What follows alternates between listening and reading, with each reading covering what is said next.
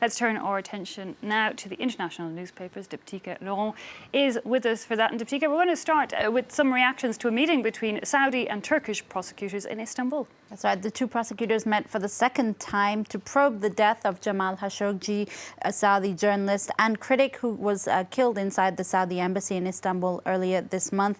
The two prosecutors visited the diplomatic compound. It comes also as Turkish President Recep Tayyip Erdogan told reporters that the Saudis must reveal who ordered the hit and, in particular, who sent the 15-man squad to Istanbul on the same day that Khashoggi was killed. This making the front pages of the Turkish papers. And not only getting coverage in the Turkish papers, you've also spotted a number of opinion pieces, notably in the US press. That's right. The Washington Post today, the editors, the editorial there, in fact, a very strong piece today from the Washington Post saying Khashoggi was, he was exiled in the US at the time of his murder. He also contributed to the Washington Post as a reporter.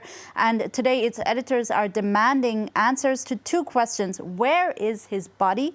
And who ordered and oversaw the grisly operation? The paper accuses the Saudis of deflecting questions by, quote, pretending to investigate what happened. And they also accuse Donald Trump of essentially playing along. It's true that his body still hasn't been found. Now, the Saudi paper Arab News, meanwhile, is headlining on a different story. It's Denmark's accusations that Iran tried to assassinate an opposition figure on Danish soil. Well, the Saudis are focusing on this perhaps to deflect attention from their own problems. Denmark has recalled its ambassador to Iran over what it says is a foiled plot to kill 3 Iranians in Denmark. That's on the front page of Arab News. A Norwegian man of Iranian descent was arrested in Sweden and extradited to Denmark, caught by a Volvo that was reported stolen. Now, he apparently was allegedly targeting 3 people, 3 Iranians believed to be part of an Iranian separatist group. The Danish daily Politiken quoting police as saying that the threat of Iranian intelligence on their soil has not been eliminated yet. And a former head of the Danish intelligence services says their evidence must have been pretty strong for them to come out publicly and accuse Iran of being behind the plot. Iranian press, meanwhile, are completely denying it and rejecting these claims. Okay, intriguing. Well, meanwhile, Diptyque, you found quite a few reactions in the United States to the president's latest proposal or announcement that he would like to take away birthright citizenship, which is currently a constitutional right there. Well, the latest decision in a series that shows Donald Trump is, quote, throwing almost anything he can against a wall to see what sticks ahead of midterm elections, no matter how untethered from political or legal reality. Now, that's how the New York Times is putting it today.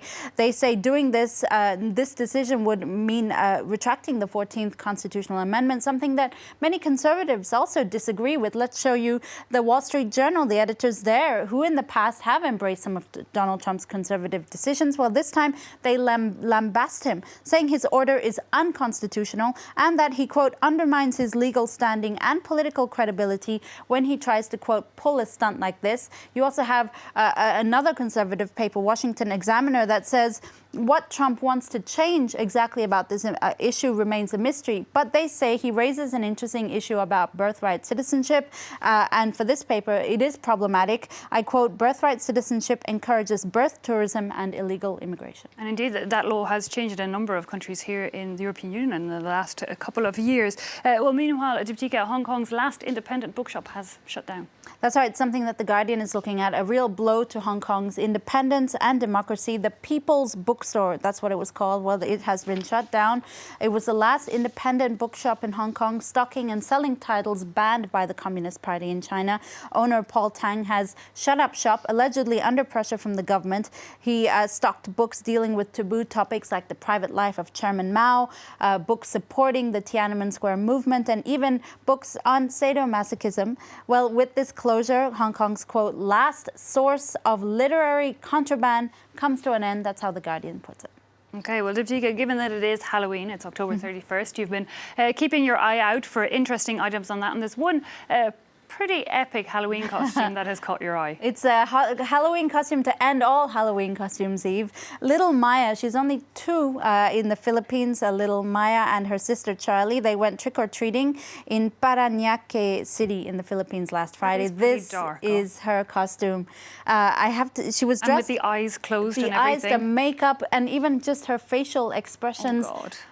she just totally pulled it off. And what was great was that she was holding the hand of her bigger sister, who was dressed up as a butcher. So both girls really getting into the Halloween spirit. And it was so well done that the headless torso around her neck and her face on a platter really looked very realistic. An incredibly creative and spooky outfit.